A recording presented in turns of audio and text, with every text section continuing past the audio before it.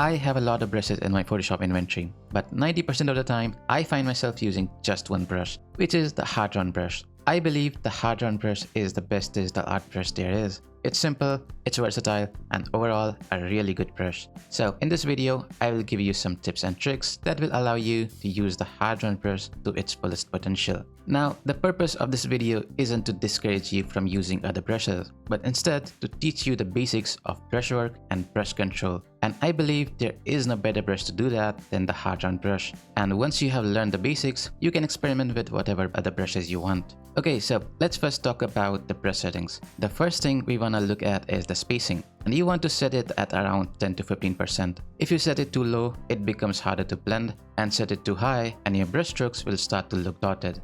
Now, hardness. I would suggest that you keep the hardness at 100% because you do want the hard edge. But let's say you want some blending in your edges. Then you can set the hardness to around 70%. Do not decrease the hardness too much because then it will just become a soft brush, which is a completely different type of brush. The next setting you want to turn on is transfer. In transfer, the setting that you are most concerned with is opacity. Setting it to pen pressure will allow you to control the thickness of paint by the amount of pressure you apply. Now, flow setting basically allows you to control the amount of paint that comes out. You would normally want to keep it off, but setting it to pen pressure and playing with the flow settings a bit can help you blend your edges better. But if you don't know what you're doing, it can make your paintings look muddy. So be careful.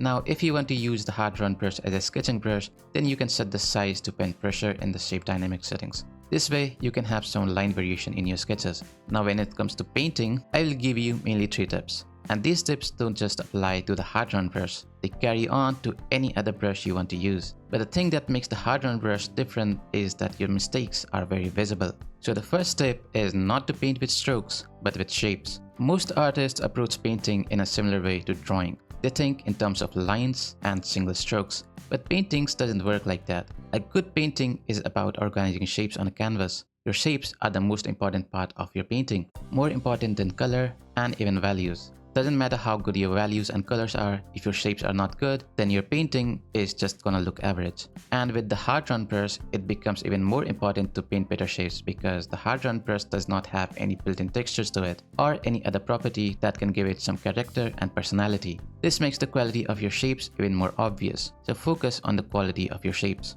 The second tip is directly related to the first one. So the thing about pressure opacity is that every time you make a stroke and lift your pen to make another stroke on top of that previous stroke, it creates a layering effect, which, if not intentional, can make your paintings look noisy. Instead of clean shapes, you end up with visible overlapping strokes. Instead of solid value areas, you end up with patchy textures that break the clarity of your forms. This is especially noticeable with the hard round brush because this brush doesn't hide anything. With a textured brush, these overlaps get masked by the texture of the brush, but with a hard round brush, every edge is visible. So if you keep lifting your pen and repainting the same area without purpose, you are gonna start seeing unwanted streaks and value inconsistencies. This is why it's important to commit to your shapes. Instead of painting a shape with multiple strokes, try painting it with one continuous and clean stroke. Try making it a habit of not lifting your pen too often. Another useful habit is to occasionally paint with 100% opacity when blocking in major shapes. This helps you establish clean, solid value areas first. Once the shape is correct, you can then switch back to pressure opacity to refine edges or transitions.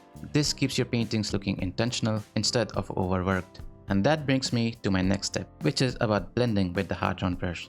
Blending with the hard round brush works very differently from blending with the salt brush or a smudge brush. The goal isn't to blur the edges to make them softer, but to create a controlled transition while keeping your forms clear. Now, the way you blend with the hard round brush is basically by introducing an in-between color between the colors that you are trying to blend, which makes the edges seem softer. The more in-between colors you introduce, the softer the transition will look. The easiest way to do it is basically by using the pen pressure option in the opacity setting.